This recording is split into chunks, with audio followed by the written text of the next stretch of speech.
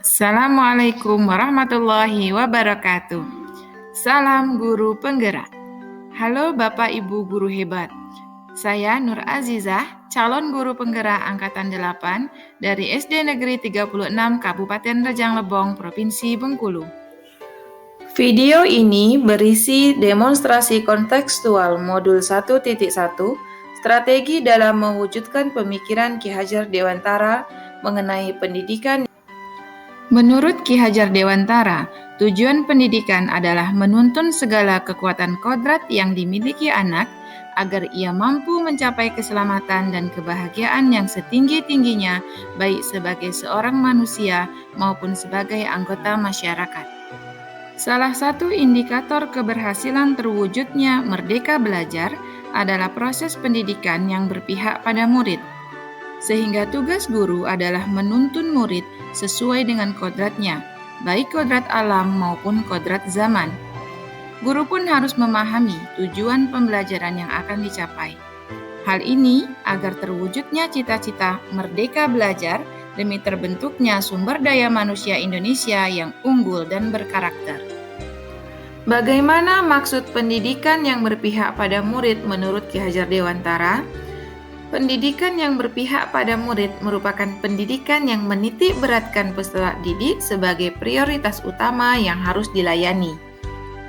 Setiap anak memiliki kemerdekaan untuk belajar sesuai dengan keinginan dan kemampuan alamiah yang terbentuk dalam diri anak.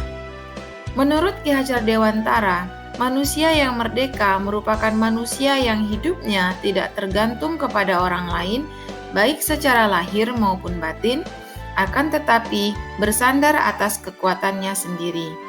Dalam proses pembelajaran di kelas, anak harus belajar dengan bebas, tanpa ada tekanan, tanpa rasa takut, bebas mengutarakan pendapat, serta bebas mengembangkan kreativitas. Pendidikan juga harus mengembangkan bakat dan minat siswa. Pendidikan yang berpihak pada anak dapat memperhatikan minat, bakat, dan kemampuan yang dimiliki masing-masing anak.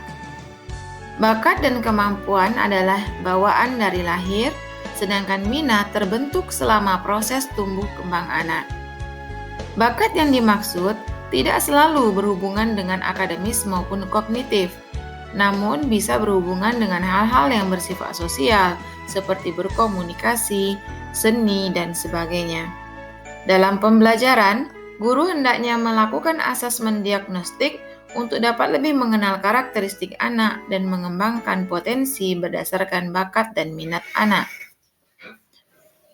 Untuk dapat lebih memahami peran kita sebagai guru agar dapat menciptakan pendidikan yang berpihak pada murid, mari kita lihat kembali semboyan pendidikan menurut Ki Hajar Dewantara. Yang pertama, Ingarso Sung Tulodo.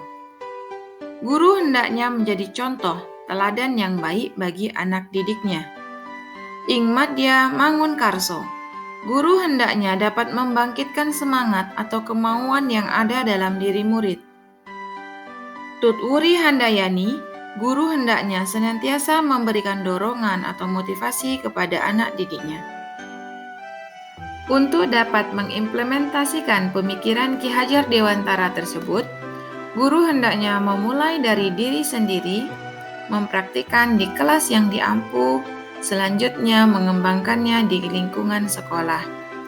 Berikut contoh implementasi pemikiran Ki Hajar Dewantara yang dapat mengacu pada pendidikan yang berpihak pada murid di kelas, diantaranya melakukan asesmen diagnostik sebelum melakukan pembelajaran untuk menggali bakat, minat, serta kemampuan siswa sebelum maupun sesudah pembelajaran, baik asesmen kognitif maupun non-kognitif.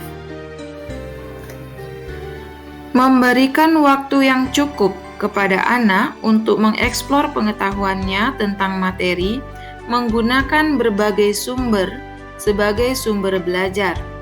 Sumber belajar yang beragam dapat memenuhi kebutuhan dan cara siswa belajar yang beragam pula. Menciptakan suasana yang nyaman untuk belajar. Dalam pembelajaran, Setiap siswa dihargai pendapatnya dan kemampuannya, serta diberikan kesempatan dan perlakuan yang sama, baik dari guru maupun siswa lainnya. Dalam pembelajaran, siswa diberikan keleluasaan untuk mengekspresikan diri sesuai dengan bakat dan minat yang dimilikinya. Contohnya, dalam penugasan, siswa diberi kebebasan untuk mendemonstrasikan pemahamannya tentang materi dengan berbagai cara, misalnya melalui gambar, presentasi di depan kelas, cerita pendek, puisi, lagu, animasi, dan sebagainya. Selanjutnya, siswa diberikan kesempatan untuk merefleksikan kegiatan pembelajaran yang telah mereka lakukan.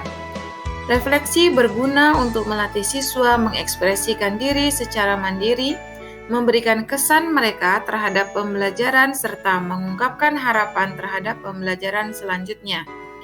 Itulah tadi beberapa contoh implementasi pemikiran Ki Hajar Dewantara yang dapat kita lakukan di kelas. Pada praktiknya di sekolah, khususnya di kelas saya, tentu ada banyak tantangan dan hambatan yang saya hadapi. Di antaranya, masih rendahnya kompetensi diri saya sebagai pendidik, di mana dibutuhkan pengetahuan dan keterampilan yang memadai agar dapat menciptakan pembelajaran yang berpihak pada murid. Selain itu, keterbatasan sarana dan sumber belajar juga menjadi tantangan tersendiri. Di era digital ini, guru dan buku bukanlah satu-satunya sumber belajar bagi siswa.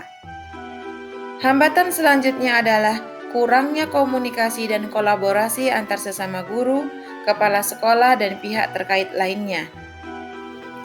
Bertolak dari hambatan tersebut, saya mencoba untuk menemukan solusi yang mungkin dapat meminimalkan hambatan tersebut, seperti dengan terus berupaya meningkatkan kompetensi diri dengan mengikuti berbagai pelatihan, baik daring maupun luring, mandiri maupun berkolaborasi. Memaksimalkan sarana dan prasarana yang ada di sekolah sebagai sumber belajar, serta membangun komunikasi dan kolaborasi dengan teman sejawat dan sekolah lainnya, agar terbangun persepsi yang sama tentang konsep sekolah yang berpihak pada murid. Semoga kita dapat menjadi guru yang dapat dijadikan teladan, senantiasa memberikan tuntunan, memberikan pembelajaran yang berpihak pada anak, sehingga lahir generasi bangsa yang merdeka, mandiri, berkarakter, berbudi pekerti luhur. Terima kasih telah menyaksikan video ini. Salam Guru Penggerak. Wassalamualaikum warahmatullahi wabarakatuh.